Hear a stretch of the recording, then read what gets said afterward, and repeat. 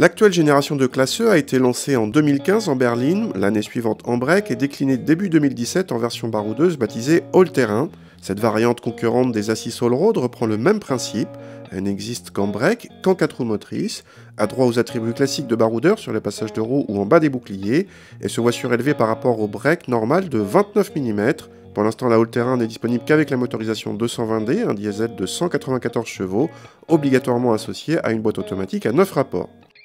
A l'intérieur, notre modèle d'essai bardé d'options est très flatteur en mêlant cuir et bois à profusion, même si la partie haute est recouverte de simili-cuir.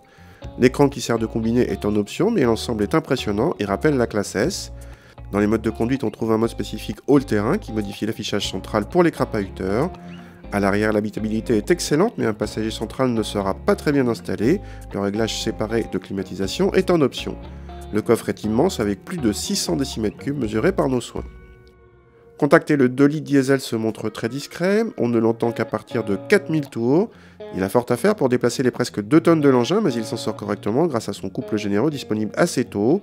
La boîte auto à 9 rapports est très douce et bien gérée, mais pas toujours très rapide. Côté châssis, notre modèle doté de roues de 20 pouces optionnelles s'est montré avant tout confortable et assez surprenant dans sa faculté à presque faire oublier son poids quand on le brusque, merci aux suspensions pilotées très réactives et à la direction adaptative réussie. Cette machine à voyager loin s'est aussi crapahutée puisque sa suspension permet de gagner encore 35 mm en garde au sol jusqu'à 35 km/h en mode all-terrain. Sur un autre type de route, nous avons particulièrement apprécié l'assistant d'embouteillage, le plus abouti actuellement pour vous libérer presque entièrement de la conduite dans les bouchons, mais cela aussi était en option. Notre modèle d'essai qui partait à moins de 63 000 € finit à plus de 83 000 € avec toutes ces options, dont certaines sont difficilement acceptables, comme l'ouverture et démarrage sans clé facturé 1 000 €.